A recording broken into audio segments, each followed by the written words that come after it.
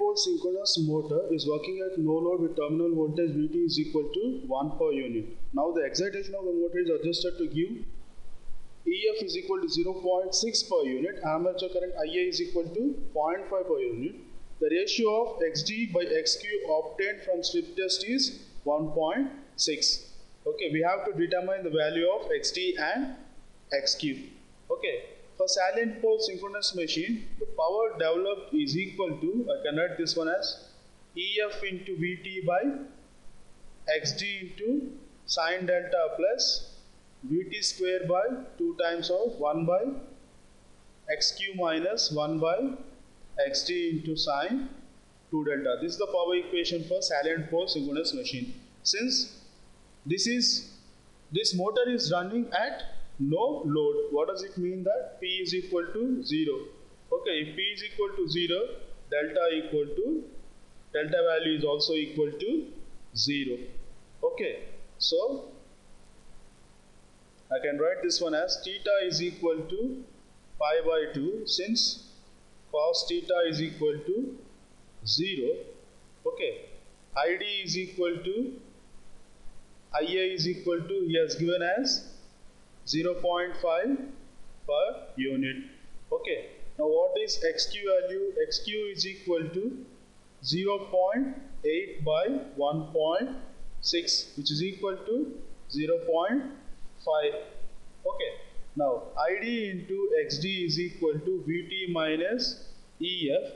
So 1 minus 0.6 is equal to 0.4. So XD value from this is 0.4 by 0.5, which is equal to 0.8 is the answer. Okay, from this you can get XD by XQ is equal to 1.6. So XQ will be 0.5.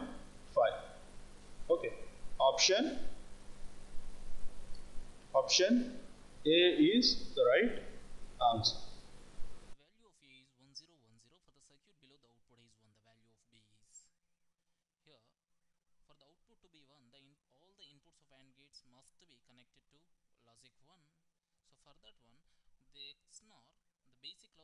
Function of the XNOR gate is it has to produce, in order to produce 1 as the output, both the inputs must be similar, then only it will produce same thing.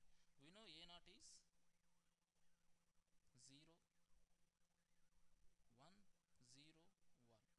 1, so it must also be, B inputs must also be in the same way. So option B is correct, 1 0 1 0.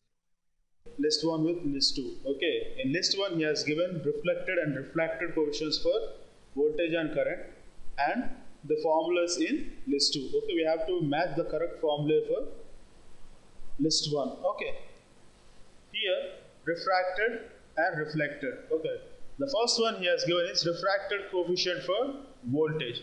Okay, now what is the refracted coefficient transmitted into the line?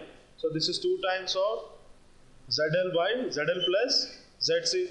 Okay, the next one he has given as reflected. Reflected means coming back. Okay, this is for voltage, so it starts with ZL.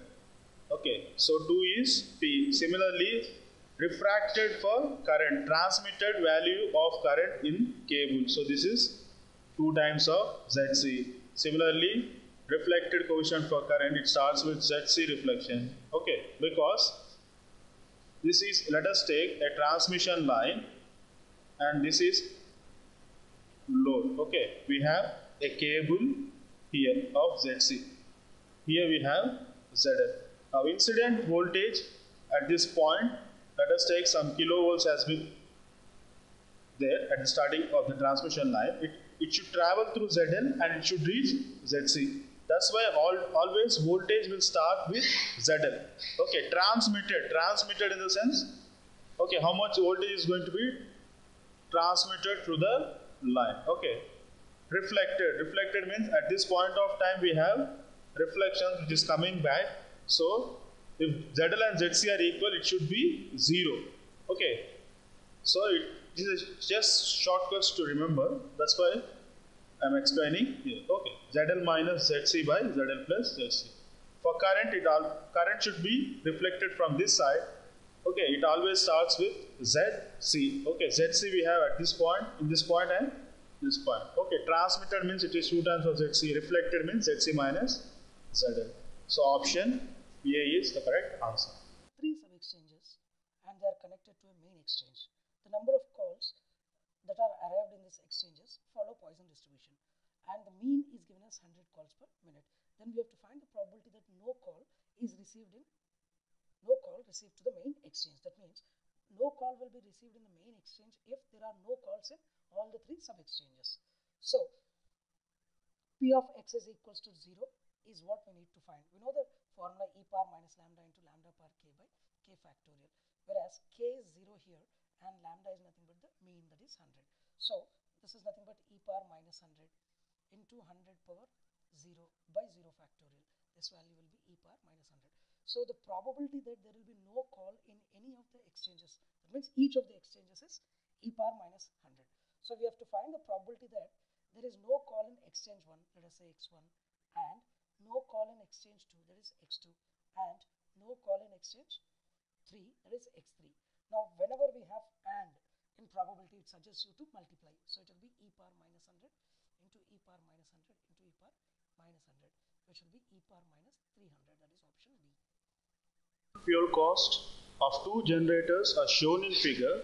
df1 is equal to 0.01 P1 plus 2, df2 is equal to 0.012 P2 plus 1.6. The minimum and maximum generator limits of 2 plants are 20 and 125 megawatt respectively.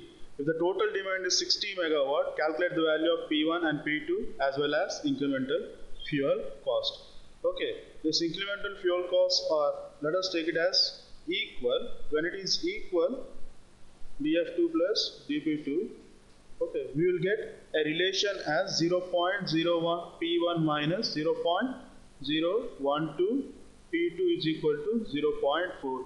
Now total demand P1 plus P2 is equal to 60.